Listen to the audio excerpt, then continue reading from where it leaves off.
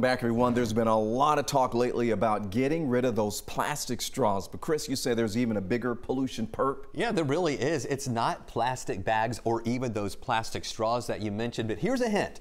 It's part of a public health nightmare. Each year, more than 1.5 billion pounds of cigarette butts end up as toxic trash, leaching chemicals into soil, water, and even into the food chain. A cigarette filter looks like cotton, but it's actually made of tightly packed plastic fibers, and it's not biodegradable.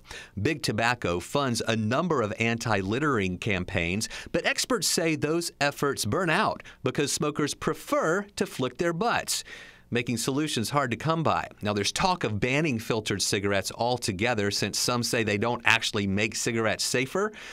And a French amusement park now even employs a half-dozen crows to collect spent butts.